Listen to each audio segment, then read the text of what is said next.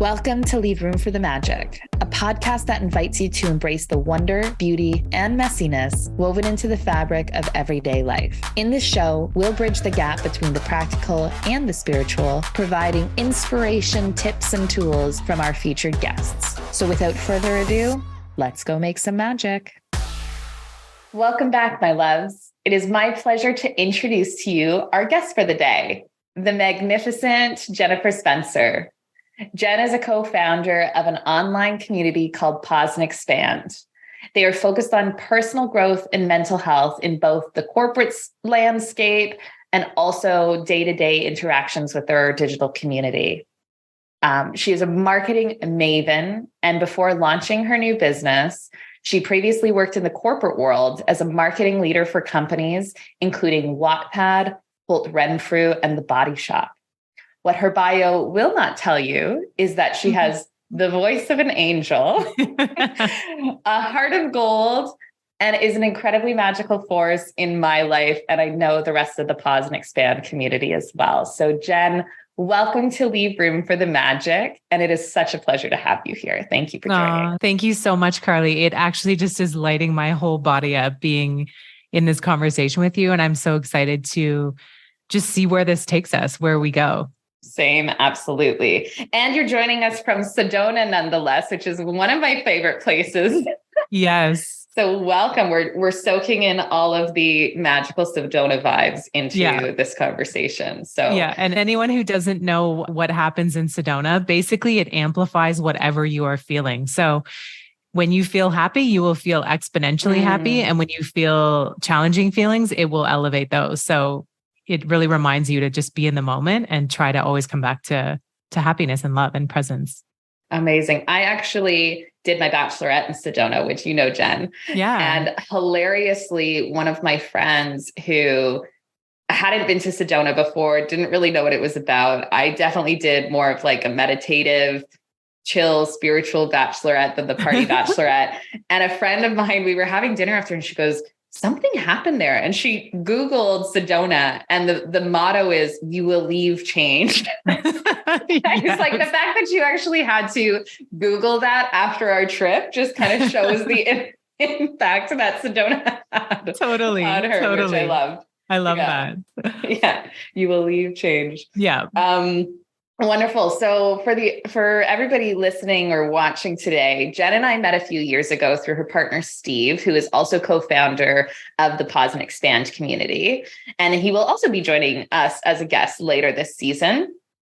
And I'll save my story of synchronicity of how I met Jen and Steve for later on in our conversation, because it's definitely a fun and magical one. But since we met and throughout our friendship over the last couple of years, Jen and I really realized that we had a lot of similarities in our path and definitely some parallels in our journeys.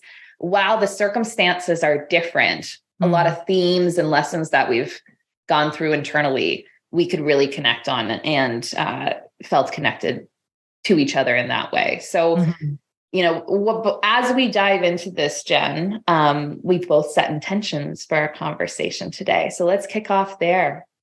Yeah. So, you know, when you had shared with me that you wanted to have this conversation, I think one of the things that sort of came to my mind is this concept of, you know, I hope that when people hear our conversation, they feel inspired to look at how their life is laid out right now and potentially feel inspired to be curious about what could be possibly different, or how could they continue to open their mind to something new that maybe they didn't know before they heard us chatting.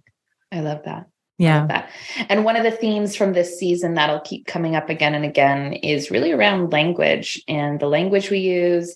So I welcome you to use whatever language you're comfortable with today. I know one of the great things you do is bridge language in the Pause and Expand community, because you do work in more of a corporate world, but in the online space, you're able to use language that might be considered out of the norm in the corporate spaces. And so use whatever language you want to use here today is my invitation to you.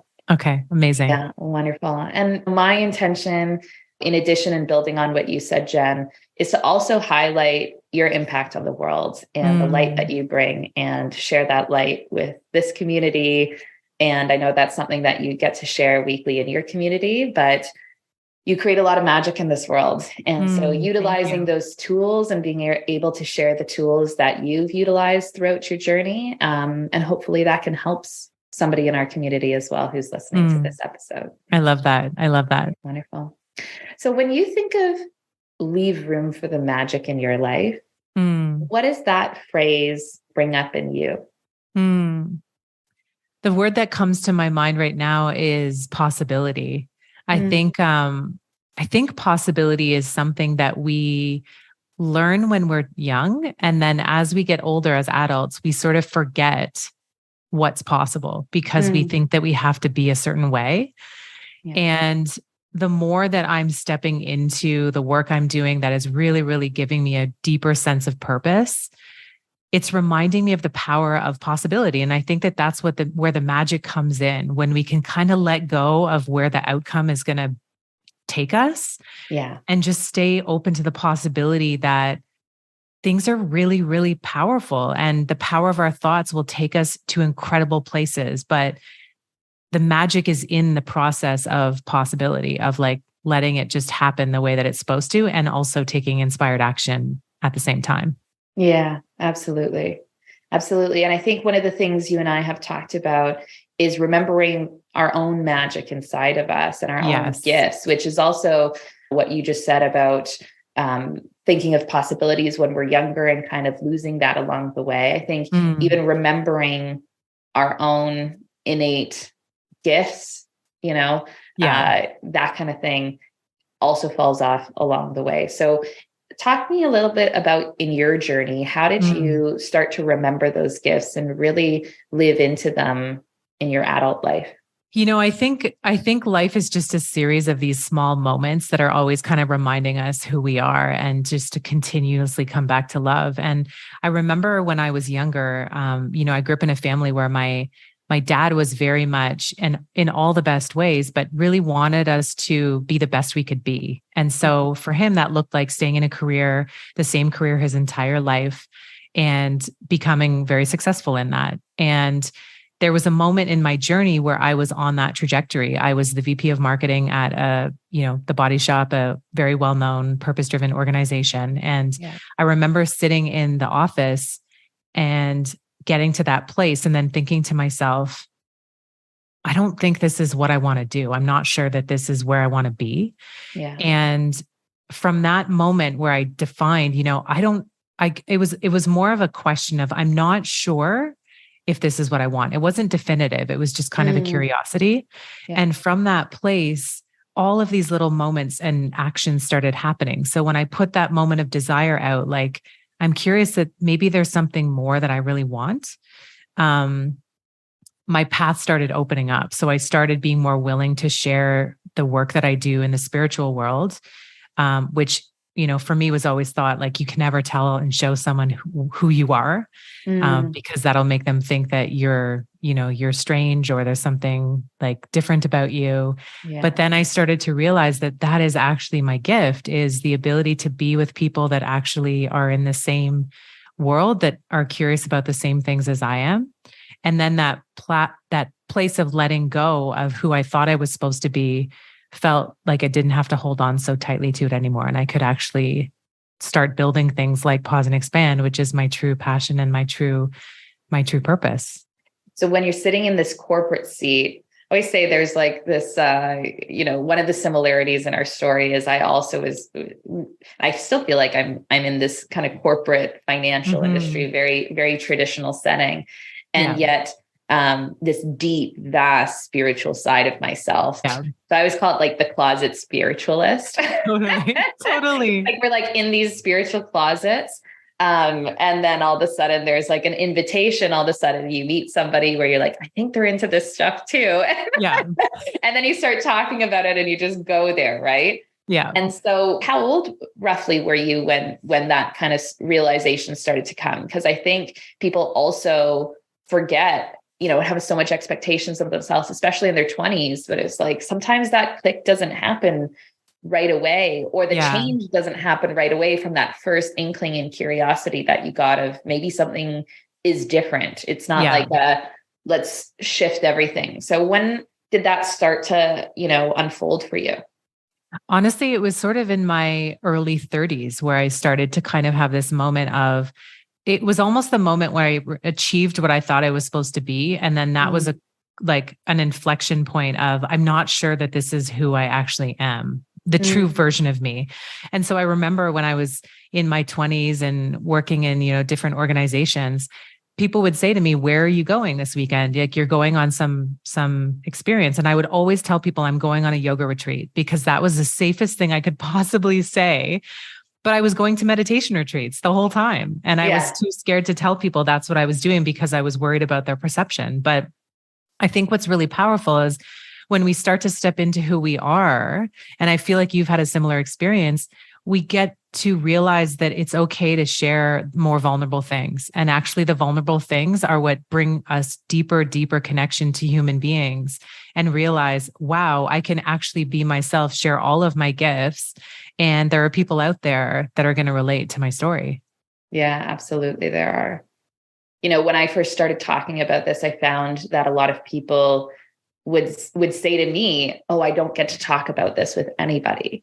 Yeah. And I luckily was in the space. This was probably about 7 years ago for me that I started talking about this with people, and not just my meditation guy or my healer that I was working with. Right. Yeah. And so having those conversations with people, you'd start to, I say, we put breadcrumbs outside of our little spiritual closets and, see if somebody would bite, and then invite them in and have these beautiful conversations. But these are the conversations that I really love and that light me up. So, well, in your life and your path, as you're making this realization and transition, I think one of the things to highlight, is really a good point for people to understand is following that curiosity. It wasn't an immediate overnight thing. Yes. So what were some of the curiosities and tools you utilized throughout that transition to your business? How long did that transition take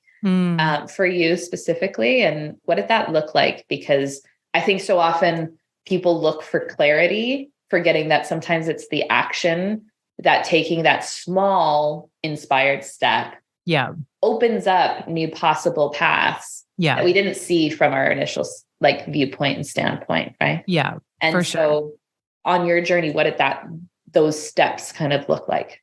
I think for me, one of the interesting things, looking back, was I was very much a person that my career defined who I was. So the fact that I could be the VP of marketing and people's eyes would get big and they'd want to have, business meetings with me, that is what brought me life. That is what brought me joy.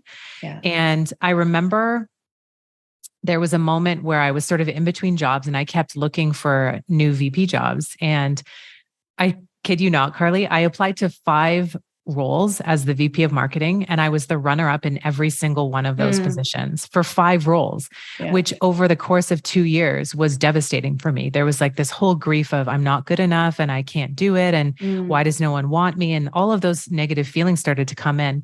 Yeah. But then there was a moment where, and again, the power of having people in your life that support you is one of the biggest positive things that I've had as a part of my journey.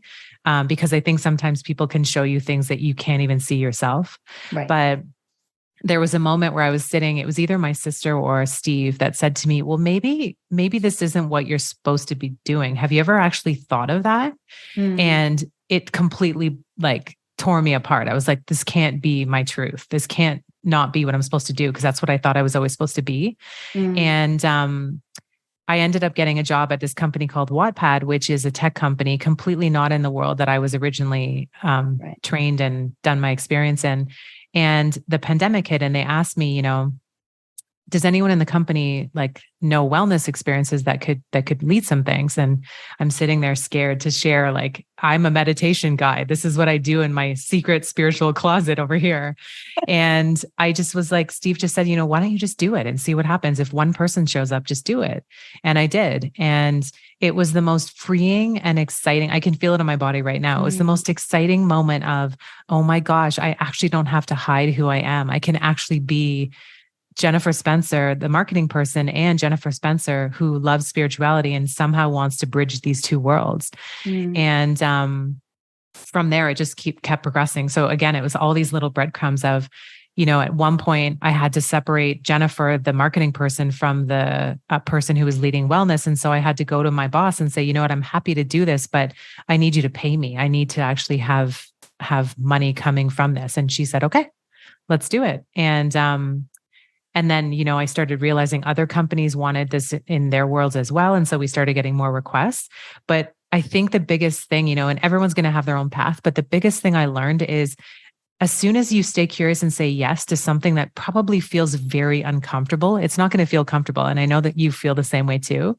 Yeah.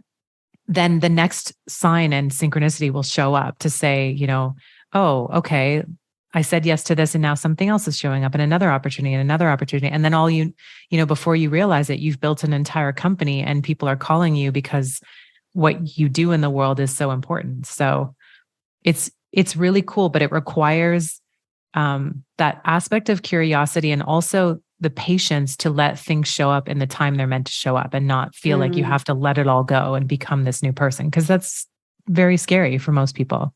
Yeah. Even in the transition, talking about like the 2 years of interviewing before then you went to Wattpad. Yeah.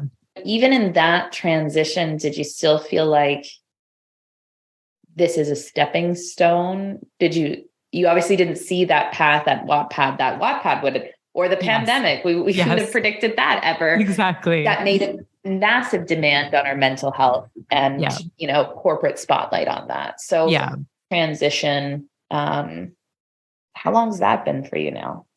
It's one of those things where I finally think actually on this trip that we've been in Sedona, I feel finally this sense of confidence in being and doing what I'm doing. But I can tell you there are days still to this point where I have these moments of, what am I doing? Should I just go get a job? And, those moments where you see the job posting come up and you think, well, I could get that job. I mean, should I just apply and see if I could get it? Yeah. And something in me is always saying, no, don't do it. Don't do it. But it's actually never ends, the process of remembering to stay in alignment with what you're doing. Because for most of us, I think the fear of being who we really are is scarier than anything else that we do in our lives. But when we get to actually show up, because also, my family, I'm the first entrepreneur from my family. So for me to take that risk, it goes in the face of everything that I've been taught that I was supposed to do. And now I look back and my family's so supportive of what I do, but it always wasn't always like that. There was a fear that they were worried that maybe I wouldn't be okay if I took this path. Yeah. And so I just think it's an ongoing journey and a reminder to yourself, I'm on the right path. I'm doing the things I should be doing. Yeah. And speaking of that, one of the other things I know you and I have talked about as well, because there's still the corporate side of what you do. And I think what you and Steve do very well in the Pause and Expand community is you take these spiritual practices and principles, and not even spiritual, but meditative, neuroscience, that kind of thing. And there's a spectrum of language you use from the hyper spiritual, we'll call it woo-woo, to the corporate side, and being able to bridge and dance between that spectrum of language. I think you two do it very well. But if you and I are honest, we also love to talk on the very spiritual woo-woo side. Oh, yeah. Too, right? And so if we can call in that for a second here, because I think that's also something that is not super common in both of our families as well. Right.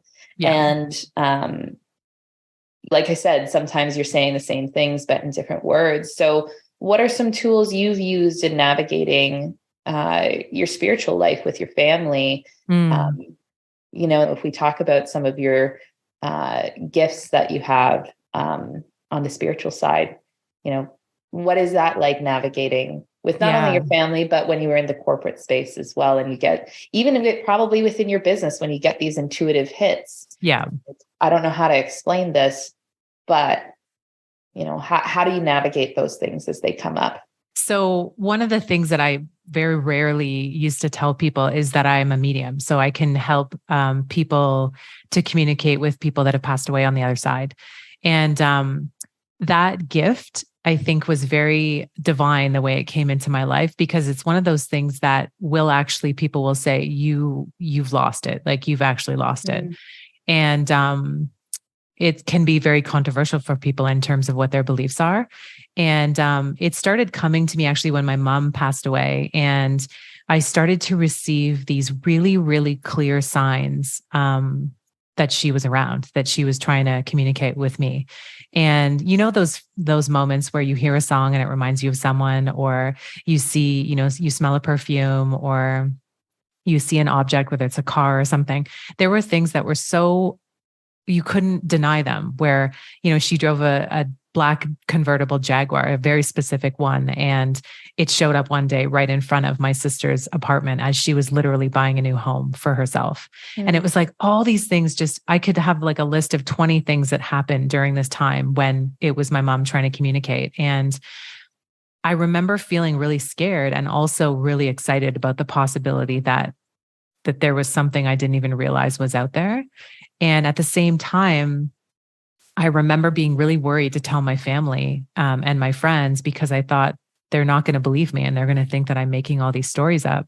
Yeah. And what I realized in that process was, when I can share from my experience and I can tell people from my experience what's happening without telling someone, well, you need to also do this too, and she wants to talk to you also, all of a sudden people start to realize, I want to know what she's doing. I want to learn about that. I'm curious about what that is.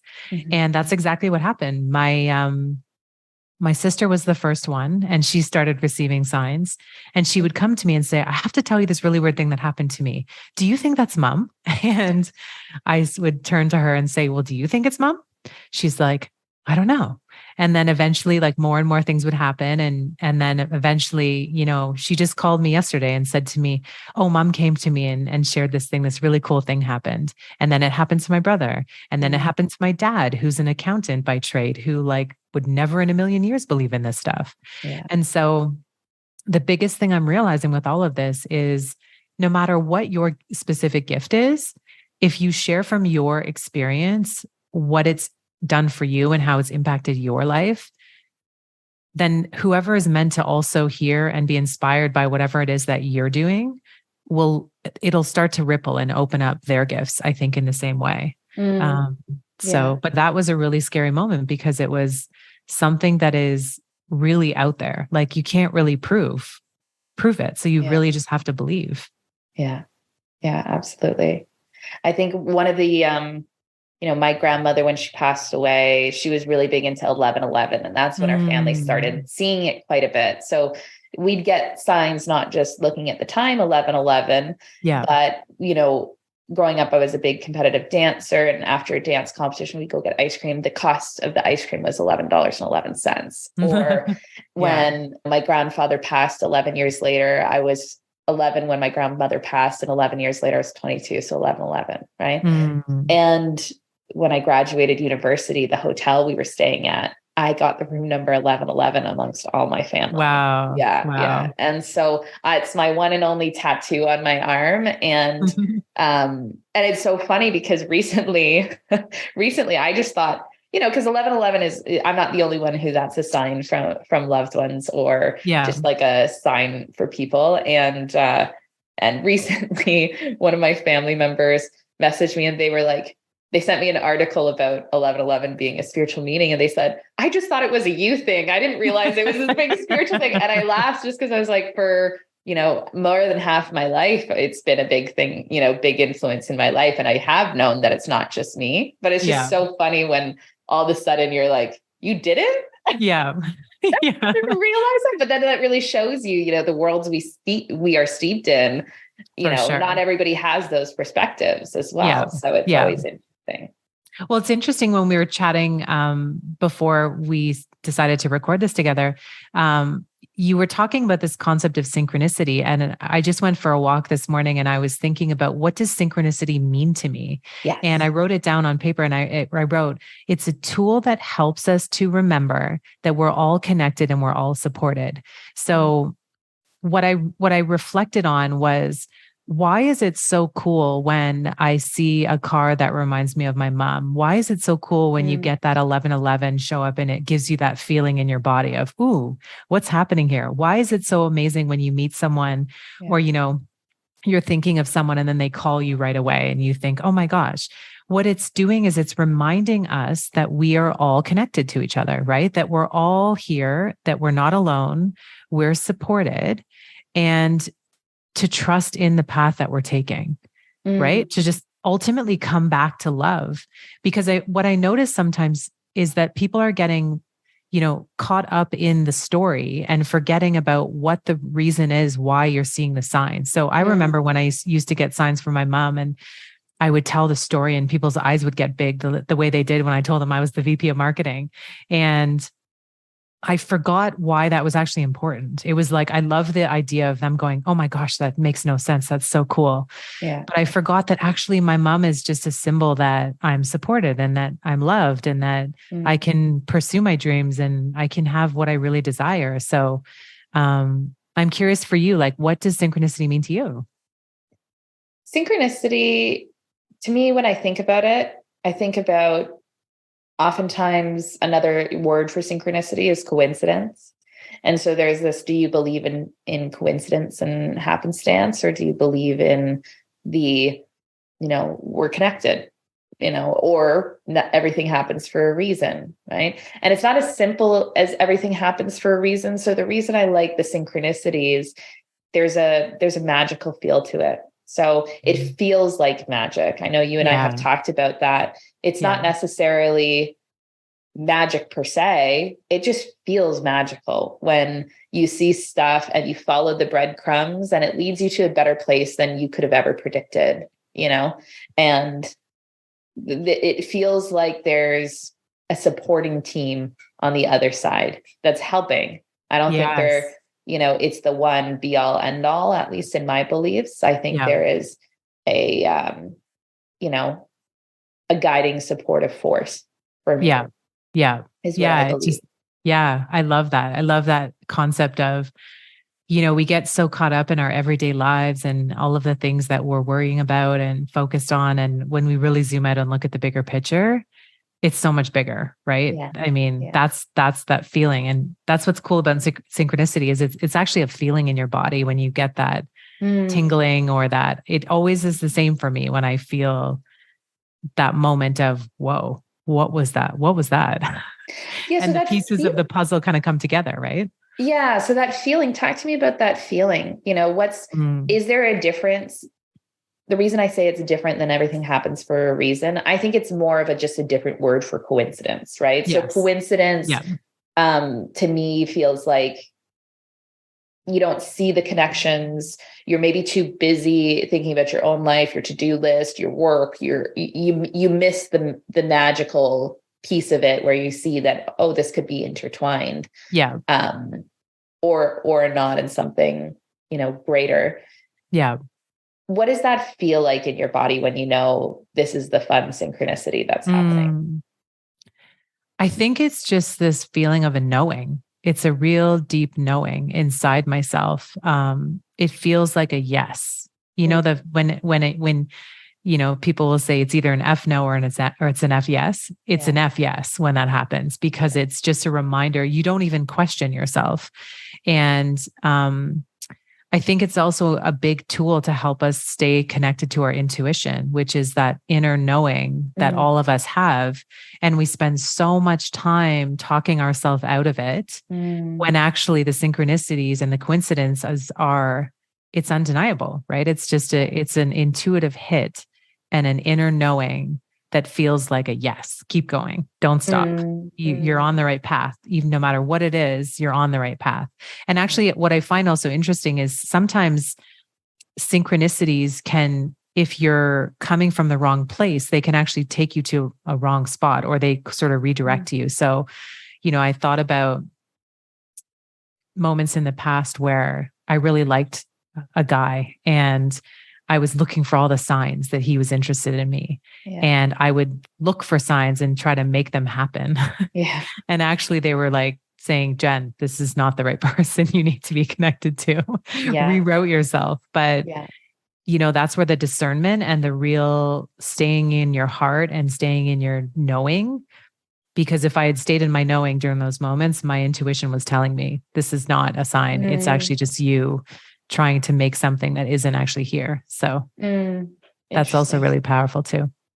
Well, I feel like my definition of synchronicity is almost evolving as we're chatting, and I'm sure it'll evolve throughout the seasons. Yeah. But one of that evolution I'm hearing from you is it's an outer symbol to help you confirm those inner voices that we try to ignore, not listen to because of what we think other people think we should do, what society thinks we should do, all of the outer noise that we get. Often it's hard to hear our inner noise. And at least I've had experience in my journey where sometimes it's hard to trust your inner noise, because if you, or inner noise, I guess there's inner noise too. Oh, there's a lot of inner noise. Yeah.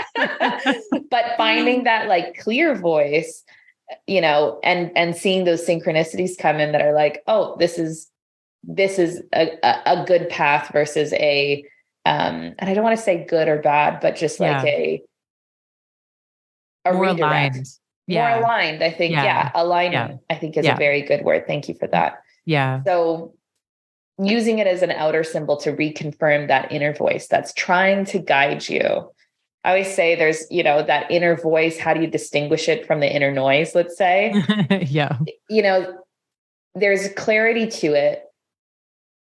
For me, it's actually quite a booming voice. And recently I heard it say like, look, you're in this experience, and let's just say of life, right? You're in this experience.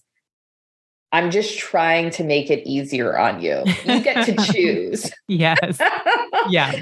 But you can choose if you kind of follow my guidance. I'm going to try and make this whole thing a little smoother, right? Yeah. Versus like panicked and not great, right? Yeah. And so trying to continue to find and follow that inner guidance that just says, I'm still at choice here. Yeah. How do I make this whole experience of life just a little less? Yeah. Yeah. Rocky. Yeah. And I think what's so interesting about that, and, for people that are listening to this thinking, well, being critical about themselves, thinking about this, that's the 5-job VP marketing exercise I went through. I had to do it 5 times to suddenly think, wait, what's going on here? This can't be the way that I'm supposed to keep going and going and going. Right. But if it had happened after 1, I probably wouldn't have got the lesson. So it's also that reminder that sometimes the hard lessons that we're learning are actually the ones that are the inflection points that are shifting the trajectory to go, wait a minute, there is an easier path. And I can trust that there is something bigger out there that's guiding me. And if I lean into that and let go of the outcome, then the possibility of what's out there could be even bigger than I imagined was possible. Right. Yeah. Yeah. And sometimes it's not a booming voice. Sometimes it's a whisper too. Totally. Right. And if we don't listen to the whispers, we keep ignoring it. And sometimes there's a very good reason you go and apply to the 5 jobs. Right. And sometimes it's like, well, I had to walk that path just to realize it's not for me before I went and did this other thing. Because on another path, if you just went straight for entrepreneurship, you may have thought back to say, well, what if I just took that VP job, right? You still say that sometimes you look at job postings that are like, well, what if? But if you hadn't had that experience to feel like, no, there was something guiding me towards this and nudging me towards this path, then maybe you'd, make another detour. And I say detour of feeling like, I feel like you're quite in alignment with what you're meant to do. Yeah. Yeah. So why don't we end with a story of synchronicity? I don't know if you've got a favorite of yours. I know we've dabbled in a few. Do a story of synchronicity, and then I'd love to hear about some of the stuff you're working on. Actually, so one of the synchronicities just happened to me 20 minutes ago. So Steve and I went out for a walk, and we were deciding whether we were going to climb up this big mountain. It's called Sugarloaf.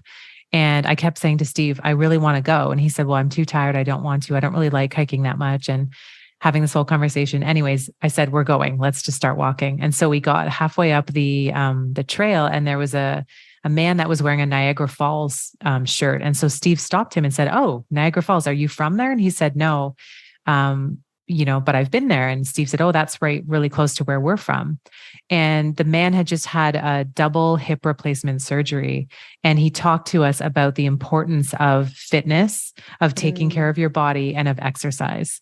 And as Steve and I are walking up the hill, somewhat arguing with each other about, why it's so important, and I'm trying to convince him, this man literally shows up on our path and appears and basically reminds us about the power of exercise, of taking care of your body. And they were in their 60s. And then they mirrored back to us. There was a story of the woman had basically said she'd been with him for 25 years. And at the 4-year mark, which is exactly where Steve and I are in our relationship, she got into an argument with him and said, oh, I'm leaving. And he turned to her and said, where are you going to go? Where are you going to go? Who are you going to be with? That's not a perfect match like me. And I've actually had that exact experience happen with Steve and I. And so it was almost like we were looking at our future selves 20 years from now, living in Sedona, exercising on this mountain and going, yeah, this is our future selves literally appearing to us on the top of this mountain when we're like hemming and hawing of whether we should go up.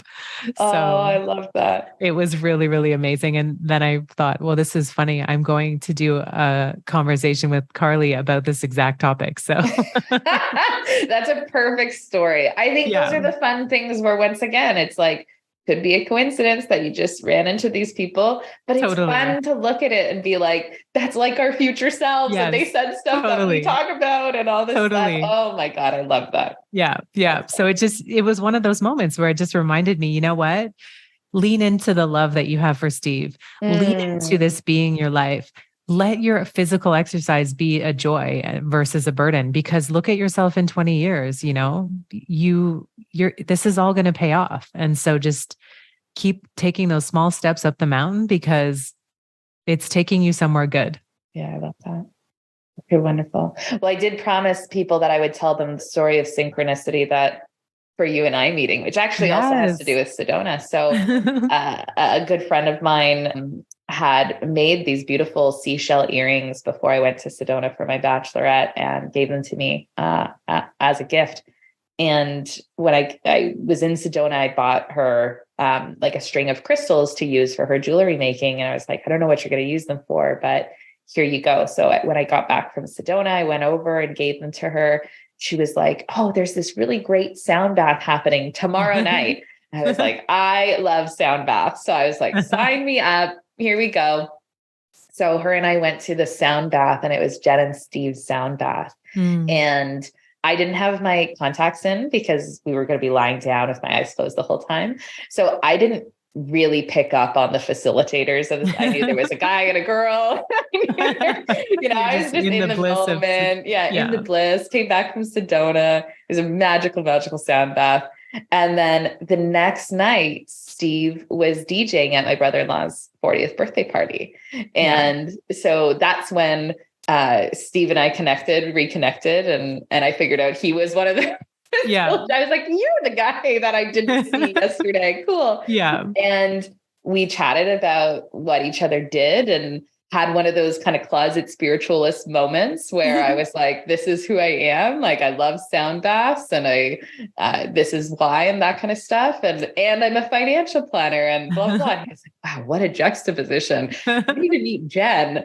And then we met, and the rest is, I say the rest is history, but actually it continues. Then Jen introduced me to an incredible community of women 6 months later. And, they're a core part of my routine and my mental health and my life these days. So anyways, it was all, the bread. Very divine. Yeah. That's one of the reminders too, of when the same thing or a person shows up multiple times, there's probably something there for you to either talk to them about or see or explore.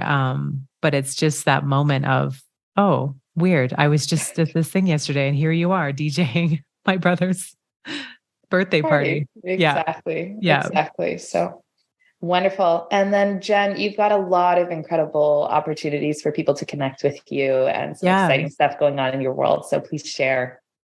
Yeah. So, one of the things that I'm realizing more and more as we talk about this is the power of vulnerability. And we have a meditation album that is out on Spotify, and it's all about navigating tough emotions. And so, as we talk about the power of following your path and intuition and all these things, there's also these really tough emotions that come up along the way, like grief, anger, self-judgment, rejection, all these different feelings. And so I created a meditation album that basically addresses each of these emotions in less than 8 minutes. And so it's just really a tool that we wanted to put out there in the world to help people in those moments where they're really tough and you're not really sure what to do to navigate. So it's on Spotify, it's on Apple Music, and it's the first of many, I think, that I will put out into the world. But it's been a real joy to just be more in my purpose and actually take my experience and share it more fully with the world. So, yeah. I love that. Well, as you can tell from this podcast, if you're listening or watching, Jen's got a very soothing voice, and I can attest to these meditations. They're lovely and a nice little reset if you ever need during the day. But Jen, also, why don't you share, why did you choose the 8 emotions? They were the ones I knew more than any others. So they were the ones that, have kind of taken me to the ground multiple times in my life, and also given me a sense of real hope when I can get through them and realize I'm stronger than I realized. So, I know that they're universal, and I know that they're things that have taken me a long time to work through and still come up every day in my life. So I thought to myself, you know what, these are the things I feel like I know the most about. And so I want to share those as my gift to others that are going through the same thing. Yeah. Well, thank you for those. And I say that, and I thought it was important to share that because my experience of you, I get to see you in a lot of magical moments, and I get to see what I see as a budding and brilliant community and entrepreneur, and the entrepreneur in you and what you're building and stuff like that. And it looks all seamless and flawless from my perspective. So to have these background conversations and to know some of the other things that you're going through, I think is important to remind people of these things that happen off of social media or offline. And that kind of stuff are the things that everybody's working through, even the people who are putting it out, and it looks all seamless and coordinated and brilliant. There's a lot of that going on behind the scenes as well. For sure. Yeah. And then your Pause and Expand community, how can people interact with that? Yeah. So we have a community. It's a meditation club, and Carla's actually one of the members in the community. We meet 3 times a week. So it's 8:30 to 9 Eastern Standard Time. And it's really inspired by this concept of we are better when we're in community, and we're better when we get to do things in groups and realize that we actually have a lot of shared experience with other people.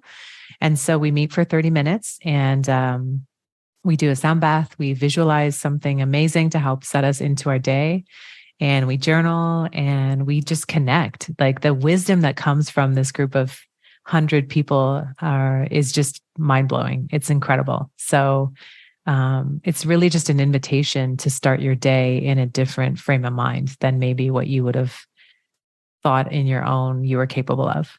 I love that.